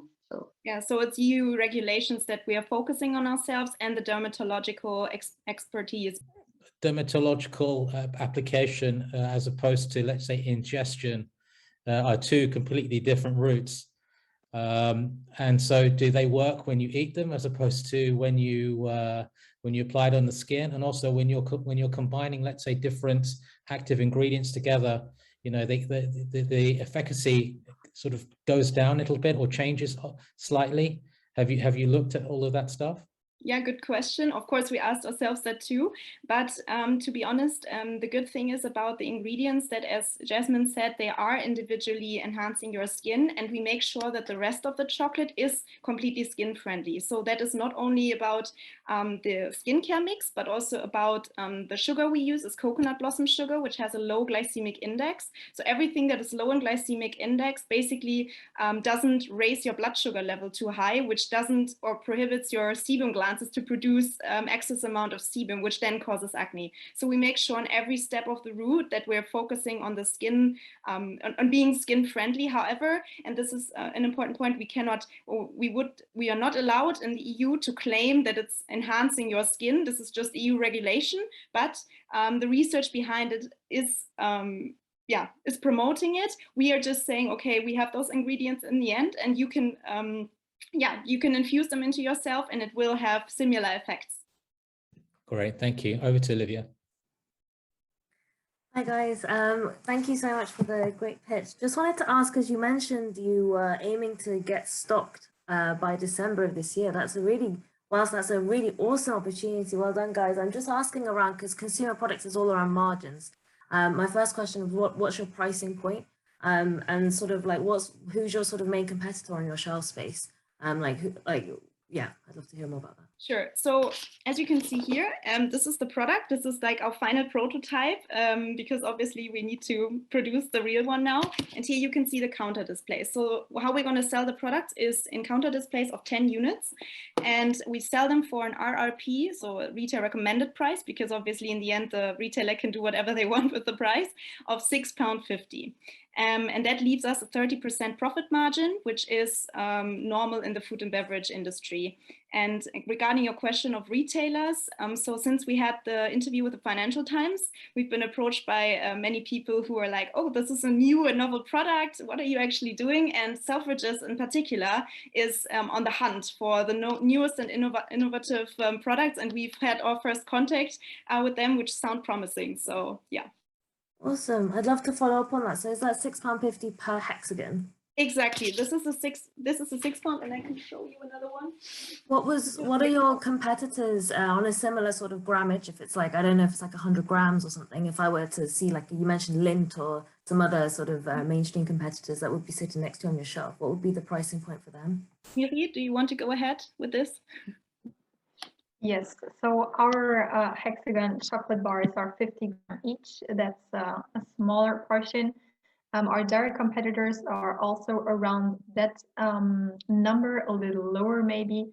If you go to the really classical chocolate bars like Milka or Lindt, those are usually around 100 gram.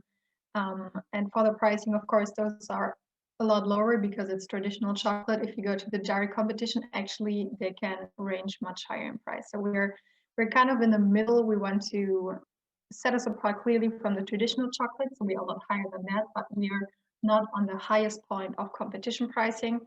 We want to be still affordable, and we want to make clear that chocolate is something that everyone should enjoy. It's not limited by a huge price.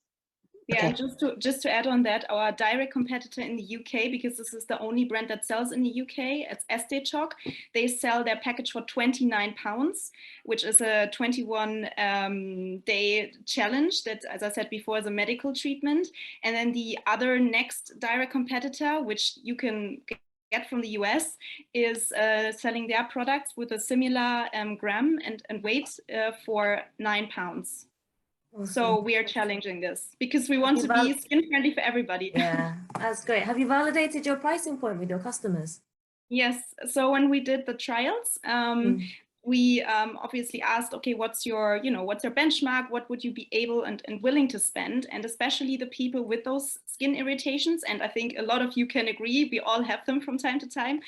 They said, honestly, if it helps me in any point, I would go for it. So we had even people saying we would sell it for £10, which we thought was a little bit too much. And then we had it ranging, I think, between £5 and £10. So we kind of went for the middle bits to really, occupy the most market in that sense.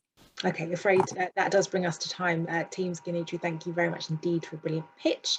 You have now heard from all 7 teams with their brilliant pitches, and it's now time to say goodbye momentarily to the judges, to leave them to deliberate with the tough task of deciding who the Summer Accelerator 2021 final winner would be. So good luck to all the teams, and judges, good luck to you. You've got a tough task ahead. Now, while the judges are making their minds, I'm really pleased to introduce tonight's keynote speaker, Lauren Stewart. Lauren is founder and CEO of the Invigorate platform. Invigorate helps accelerate ambitious tech businesses' growth by providing high-quality, experienced individuals on a flexible basis. Invigorate's expert network supports businesses across a variety of industries, opening up access to high quality talent and opportunities to help businesses save months of wasted time, effort and cost with the unparalleled guidance from experienced founders, serial entrepreneurs, corporate professionals and unicorn employees. Lauren is also an angel investor, and before founding Invigorate, she worked as a strategy consultant at Olivia Wyman and digital strategy consultant at Gartner, the world's largest technology research firm. So that just leaves me to welcome Lauren. It is such a delight to be speaking to you today. Congratulations if you've just come through Imperial Summer Accelerator, and how exciting to be sitting, getting ready for a new chapter and a new learning year as you embark on a new course and a new program. really excited to be speaking with you today, really about my entrepreneurial journey, and really how I've kind of gone through my career and started a business, and really I'm at the phase now of what it means to grow a business, which is really exciting. What I'd love to cover with you today is really share our common ground, how you and I are probably quite similar and quite alike in probably more ways than one thinks. I'll share a little bit of insight into kind of really what it means to start a business, and then really what it means to grow a business and what that really means. And then last but not least, I really hope from the session and an outcome from the session is that you are more curious about what it means to be an entrepreneur and to solve problems for people. And hopefully that you've learned something about the awesome opportunities there are for growth and for learning and for innovation that startups and new ideas can really bring to the table. And I hope that I've provided a little bit of a better understanding of what it means to be a founder of a business beyond kind of the tech crunch fundraising announcements and beyond Bezos and Musk and Branson's trips to space. So a little bit about myself. What I would probably call myself is a problem solver. And I think this is something that, you know, most entrepreneurs that I know are obsessed with really solving problems. And I think that's a great way to, and a great mindset to cultivate, whether you've just come out of the accelerator or whether you're learning, whether you're about to start your new learning journey, is to really think about what are the problems that I'm seeing and how do I go about solving them. I myself would probably describe myself as a logical, curious thinker. I loved maths and science at school, but a problem solver on its own doesn't really exist within a vacuum. And at school, my science teacher tapped me on the shoulder and said, have you thought about engineering? You're really strong at these types of subjects, and I think you'd really enjoy the challenge that engineering brings. You'll hear by the accent I'm South African, and I grew up on a sugarcane farm, and the only engineers that I knew were kind of that worked at the sugarcane mill, and that didn't feel very glamorous, but it did spark a curiosity in me. And so I went away and kind of learned about all the different types of engineering that existed and settled on industrial engineering, which of course, many of you may be engineers, many of you may have, of course, embarked in learning programs. Engineering has its own speciality of different challenges, coding and welding and, you know, building, you know, interesting processes, 3D drawing, which I was never very good at, but it really provided you with just a broad depth and breadth of problems to solve and different subjects to really tackle, that really made it really, really interesting and a really interesting degree to study. But I did complete my course and look around at some of the jobs that were available, and a lot of them were building bridges in the middle of Africa, or you know, working for a train company in France. And I kind of felt like that wasn't really the type of work that I wanted to do. And so I and really embarked on a career in strategy consulting. I did my master's at Cambridge and worked very closely with a company called Gartner, which is the world's largest technology research firm, on business model innovation and really what that really meant for the new world. And so being a strategy consultant, we then solved problems for large corporates, thinking about what does innovation look like, what does 5-10 years down the line look like for their businesses, and how do they compete versus their competitors. And although a completely different guise to, you know, maths at high school or my engineering degree, it was still very much at the heart of what it really meant to solve problems and to solve problems for other people.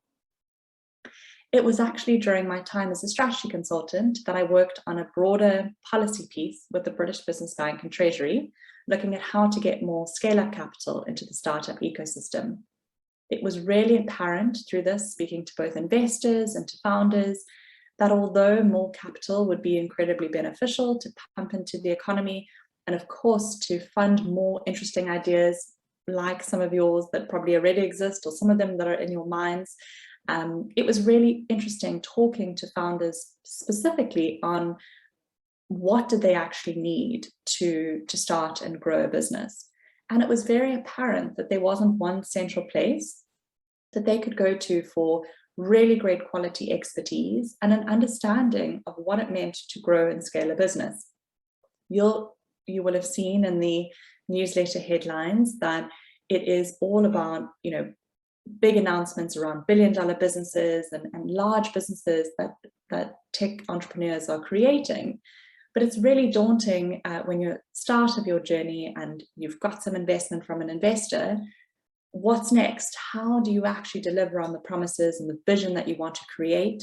And that's really why I started Invigorate, was to really be that central place that growing businesses could come to understand, how do I build this thing, and how do I build it quickly, and how do I grow it so that I can actually return value to my customers, I can provide more jobs for more people, and then of course deliver the returns to the investors that they were expecting, and actually make the societal impact that I hoped my vision would.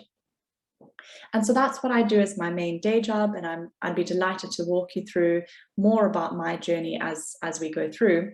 But I'm also an angel investor, and I've always been very curious around the private markets and small businesses and really what makes them tick.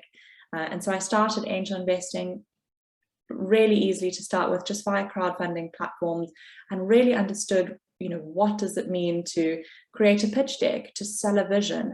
How are businesses like Monzo, which I'm sure many of you would have recognized, the pink cards that slip out of many people's wallets, but really what does it mean, and how are these founders thinking about building these businesses, and what are their visions? Too often you hear about, large market sizes and, big worldly dreams, but really getting into the weeds of how these people are actually doing it. And as an angel investor, it was a great opportunity to really gain that exposure and that understanding of how these businesses worked. So again, I think really what you and I have in common is a curiosity, an understanding, and a will to learn, and hopefully you'll share my passion for solving problems. But when I was asked to do this speech today, and to really kind of speak to you and get under the skin of really what does it mean to be a founder and entrepreneur, I thought to myself, what would someone who doesn't have a network in entrepreneurship, doesn't come from a family that has grown and started businesses, or doesn't know anyone that has been a founder or an entrepreneur, where would you go first to kind of find the answer? And so I typed founder into Google, and very unhelpfully, it came back to say a person who establishes an institution or an establishment or a settlement. And that didn't feel like anything of kind of what I do on my day-to-day. And then I Googled an entrepreneur, and it very, again, unhelpfully came back to say a person who sets up a business, taking on financial risks in the hope of profit. And again, that sounds like nothing I do on my day-to-day.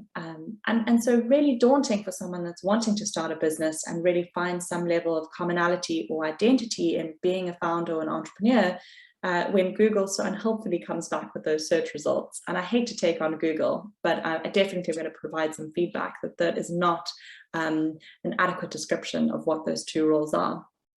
And again, it's quite interesting in my Google search, these are the types of people that come up. The Bransons, the Mark Zuckerbergs, the Steve Jobs of the world. And I'm not sure about you, but you kind of look at the profiles and you think, they kind of all have quite a lot of gray hair and they look nothing like me, or they have a particular profile, they've been to a particular school, and that feels very out of reach. But I think what's really important to acknowledge is that, of course, those are the sung heroes, and they've made remarkable strides to society, linking and connecting people, and, really connecting people on social media. Richard Branson, of course, connecting people via airlines and via space, air travel, and of course now by space travel. A lot of them have done really remarkable things, but I think it's important to acknowledge that there are lots more role models that exist within the space. There are lots of different founders that do different types of businesses. And again, going back to my bit around who are you surrounding yourself with, and who are really your role models and your inspiration points, I'd really encourage you to think about, really seeking out people that look and feel and, that you can really aspire to and really look up to, because you don't have to look like that type of profile to be an entrepreneur. What they did bring to us, though, and what's so impactful about tech companies and the ideas that these really great founders have had, is they've really democratized access to information. With a click of a button, you can hear from experts, you can absorb really, really great resources. For next to nothing, you can build websites and put your first ideas out there on the web. You can build low code or no code platforms by things like Bubble. And really, I think it's really important to acknowledge that it's just about getting started. I, cringe at the first website that I put online. I built it up with Wix. I think I spent £50, kind of pulling it together. I hired a copywriter and a designer on Fiverr, again, for kind of a $5 each, to build a logo and build some copy for and write some copy for our website. But I had got started, and I had the confidence to know that I was going to solve a problem. I'd spoken to people, and I know that this was a problem that needed to be solved, and really having the confidence to say, I'm going to put my first version out there. It's not going to be perfect, and it will iterate, but that is what's about building a business, is really taking that first step with an idea and really something that you feel will add a lot of value to the world. And then, of course, contacting your customers has never been easier. Via social media and newsletters, you can very easily communicate your vision and what you want to achieve with the world in the way in which businesses 10, 15, 20 years ago, you really had to have a lot more capital and a lot more behind you in order to kind of really get something off the ground. So really diving into what does it mean to start a business. Now, this is really whether you are operating and running a new product within a large corporate, whether you're thinking about a side hustle, or whether you're thinking about really taking the leap and running your own business. It really starts with a pain point that you, bonus points, have felt yourself, or whether your grandma or one of your friends have felt.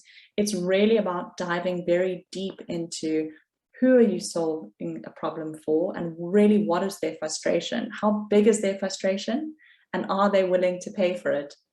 And I think this is really the number one thing that we really see people trip up with, is they may have written a really great thesis or come up with a really great idea or spent a number of years in a lab developing something that they think is really awesome, but without really understanding who's it for and not bringing the customer along that journey to say, I think you have this problem. I think it's pretty frustrating. Is that your problem? And is it this frustrating? And if I build something for you, will you pay for it? Is such an important part of the journey. And what fun, and the real fun about problem solving is being able to put your solution in the world and seeing customers delight by it, and really turn those frustrations into real excitement and real delight from customers is really just such a wonderful feeling. And I think it's important to acknowledge that building a business is about giving, and it's really about providing value. Again, if you are starting a business, I'd really encourage you to think about your aspirations and motivations, and really what is encouraging you to do so. And if you start with that problem solver mindset, you're going to set yourself up, and you're going to have really exercise that problem solver mindset. So when difficult things come, because they will, building a business is not an easy journey, but is so rewarding, and it is so exciting to see that you've solved a problem for a particular user or a particular customer or a particular company, and they really find value from that. And if you don't exercise your problem solver mindset, when you start getting into growing your business, because as you well know, starting is literally just the first step. That's really where your problem solver muscle starts kicking in. And this is where Invigorate is at the moment. We really are on this bit around, we want to serve more customers, and we constantly want to get better at solving problems. And by doing so, we may spot further opportunities and further problems. And we need to stick very, very close to our customers, constantly offering value and understanding how they could really, really benefit from what we have to offer. It's also about thinking about how do you enable this business or this entity to operate without you as an individual.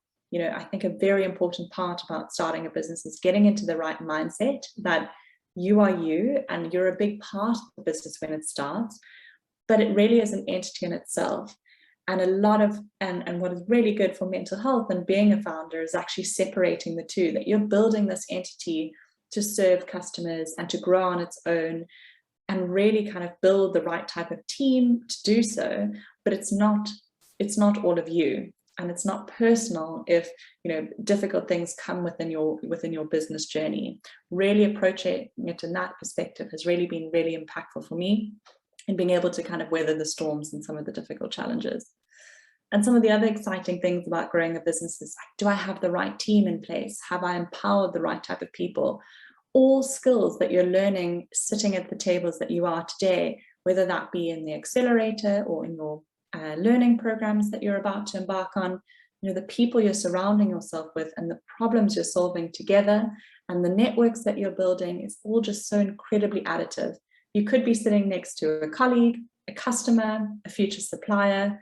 Really, I would encourage you to exercise the muscle of being curious, building strong networks, and of course, empowering people and being of value to other people. A few other bits on really what it means to grow a business is thinking about how to really grow it scalably and make more money, and really what is my role in that process.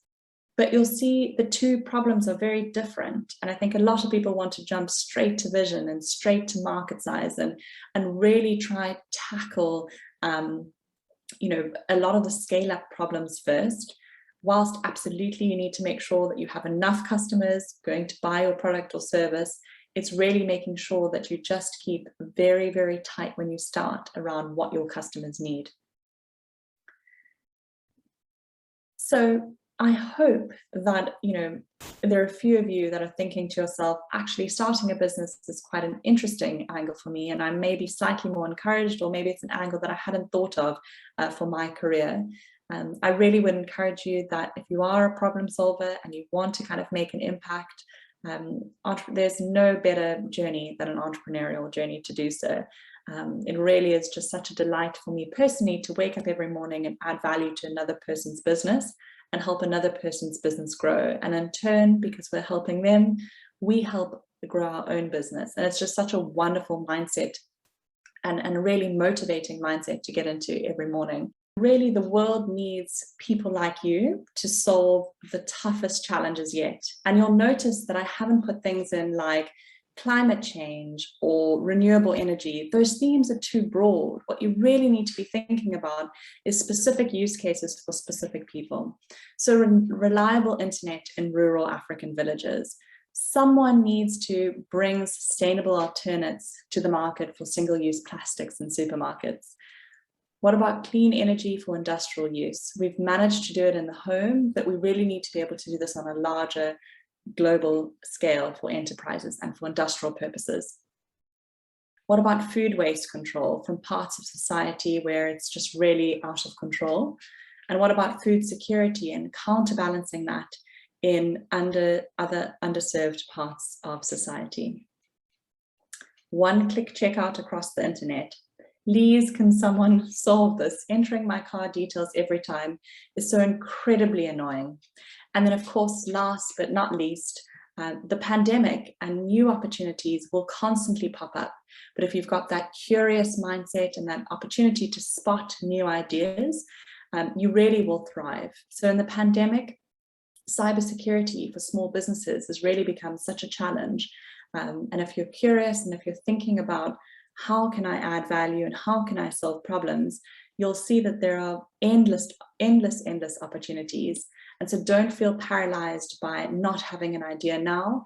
If you're cultivating the right type of skill sets, your idea will come. Much like when I was working on a corporate project and I didn't think that this was my time. I always knew I wanted to start something, but I spotted the opportunity and I just said to myself, this is what I need to do, and I need to go and grab it. And so I really encourage you to do the same as you're building your businesses or as you're entering into a new course. Really think about spotting opportunities and making sure and having the confidence that you're the right person to solve the problem. All the very best of luck for your new journey and in your new chapters. Many thanks to Lauren for a brilliant keynote speech. I'm really pleased to say it's now time to announce tonight's winners. And for that, I'd like to hand over to Leila Guerra to announce the judges' decision. Leila, over to you. Thank you so much, Rhea. It has been a very hard decision, and please do excuse it has taken us a little bit longer. Before I announce the winner, I just want to reflect. Every year we're amazed and astounded by the amazing quality of the talent that is in this very room. Your pitches have been very insightful. We have learned a lot of new things. I would invest myself and I would be on board in many of these projects, and they've been also such a broad range of topics that we've covered, but they all come back to the human quality that you bring, the professional and academic quality that you have, the expertise, and also that you've really thought about this very, very carefully. So congratulations to all of you for such fantastic pitches. As I mentioned, it has been very, very hard to define who could be selected for this final £5,000 prize. We have now indeed decided, and we took into consideration a combination of where we found there was a very strong market, a very strong proposal, a team that delivered a cohesive and united front on what they believed in this project, and also how we could believe that this £5,000 will bring value to their journey. With that in mind, we've decided to award this to Dama Health. Many congratulations. Thank you everybody. so much. Dama Health, yeah, well done. Congratulations. Elena, how do you feel as the winner of the Summer Accelerator 2021? Wow, just really I'm grateful for the prize, and I think it will really help make a huge impact on a lot of women's lives. So we're really helpful. I'm grateful, I can't even say it. And want to thank everyone once again in the Imperial program for really believing in us and pushing us to get to where we are now. So thank you. Paulina, congratulations to you too. What's next for Team Dama following the program? Thank you so much. Really exciting, and congrats to all the teams. We are really excited to hear all the pitches. So next we will validate our tool. So you'll hear from us very soon saying that the tool is medically safe and accurate, hopefully, and we'll be delivering some pilot study data as well soon. So thank you so much for allowing us to do it. Huge congratulations to your team. Well done. Congratulations on my side as well. It has been a fantastic pitch. I would like to offer to all the teams, of course, including you, the judges, experience feedback, if that should be of any help, what was really well presented and where we felt potentially there were some points that could have been addressed. And that's to all of your teams. You're all very much, of course, in startup phase, and it's the start of a journey, and Imperial College and the Business School would certainly want to be a part of all of your teams. Congratulations again to Dama Health. Thank you very much, Thank Layla, you. and everyone else. That just leaves me to say many thanks to you for joining us and your support of our teams, and thank you to our judges, Layla Guerra, Jason Rathunaden and Dr. Olivia Ahn. Thank you so much for your time and effort, and many thanks to all the teams that pitched this evening. You are all absolutely fantastic. If you'd like to get in touch with the Imperial Enterprise Lab support or learn more about what they do, please head to imperialenterpriselab.com. That's imperialenterpriselab.com. And if you'd like to contact any of tonight's teams, you can do so on the Imperial Enterprise Lab website on the Summer Accelerator program page. The Accelerator will be back in 2022, so whether you'd like to participate as a team or attend, the final details will be released on the Summer Accelerator webpage, and we hope to see you in person in 2022. I'm Rhea Al-Salehi. Thank you so much for joining us. We look forward to more inspiring ideas next time. Enjoy the rest of your evening.